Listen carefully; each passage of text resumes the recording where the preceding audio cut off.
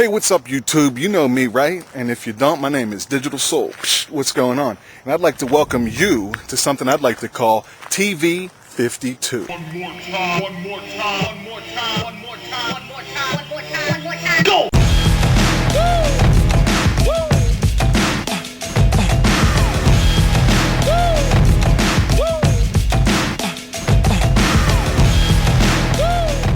Now there's a little something that most of us got to play with in our childhood, and that's, or in, so to speak, and that's a ball pit, man. You know what a ball pit is?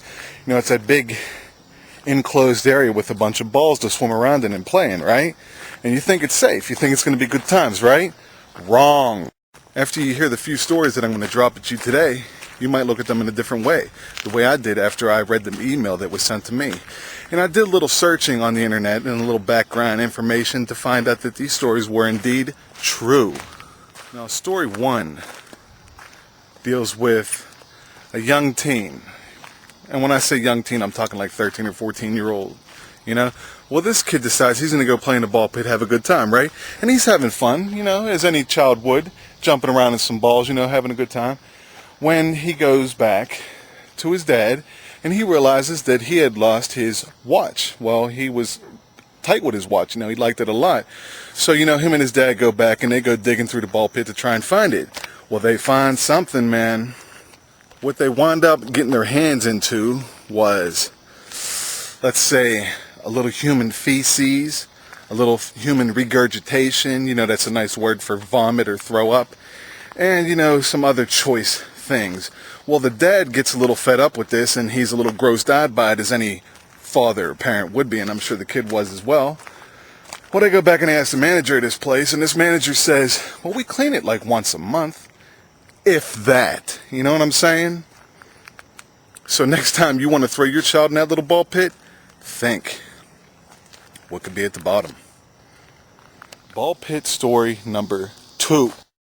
So this young lady, you know, she has a little child, you know, who's a young toddler but still wearing the diapers, you know, and there's nothing wrong with that.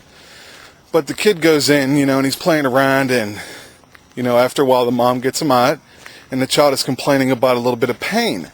And the mother asks, where is the pain? Well, the child points to his backside. And, you know, she scopes the area. She doesn't see anything wrong. So, you know, they go and they finish their meal. The child's still a little uncomfortable with the situation. And they go home. Well, she removes the child's clothing and she prepares the bath. Well, once the child goes into the bathtub, she notices what looks like a welt or a raise in the skin from what looks to be a splinter. So she calls the doctors and she makes an appointment. Well, throughout the course of the evening, the child starts going into convulsions and things like that, a little frothing at the mouth, the eyes rolling up in the back of the head, right?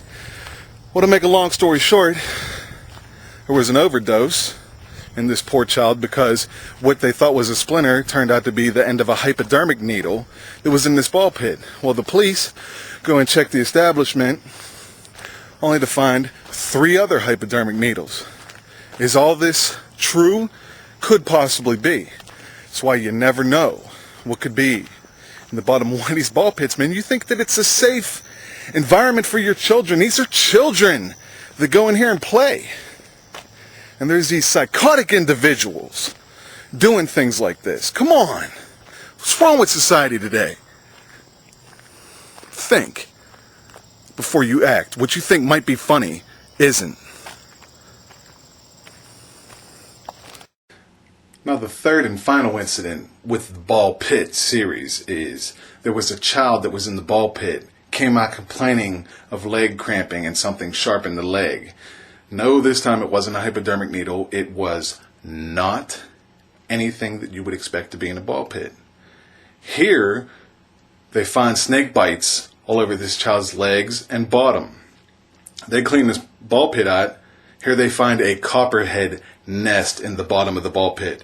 Is this one true? I have no factual evidence to say so, but it's still a story and a rumor that I heard going around about ball pits, so I figured that I would share it with you. I got one last story for you today. This story does not entail a ball pit. Ball pit. Yeah, it has to deal with gasoline stations over here on the East Coast. Turns out that there's a few people that find it funny to stick HIV, AIDS infected hypodermic needles into the handles of gas station pumps. So therefore, when an unsuspecting person goes over to pump their gasoline, they get pricked, only to find out that they're HIV positive. Now, I did a little research on this. So far, it does seem to be true. It also does seem to be true that a handful of people have contracted the HIV virus due to these individuals sticking these hypodermic needles into the gas station pumps. Now, I'm not trying to make people afraid to go outside, but there is a hard dose of reality in society today where we got a bunch of simple-minded individuals that don't care about others' well-being, just for their own humor or amusement. So I'm not saying don't go out. I'm just saying be cautious. You gotta be cautious, man, because there ain't no one gonna look out for you the way you can. You dig? Well, that's about all there is in this first edition of TV 52 for you. And in another time I'll explain what that means. But for now, that's my little thing for you all. And I hope you enjoyed it. Sorry it wasn't like so great, fantastic, or humorous. It was a little dismal, if you want to be truthful, but sometimes reality ain't so nice. But this is DiGiTiLsOuL, and I'll see you guys next time. Thanks for watching, alright? Peace. Psh. It's hard to believe in this day and age what society is capable of. You know, it only takes a few bad apples to spoil a bunch. But you would think that society would need to be placed under a bright light microscope or something to find out and dissect in these people's minds what is wrong with them to make them want to hurt another human being.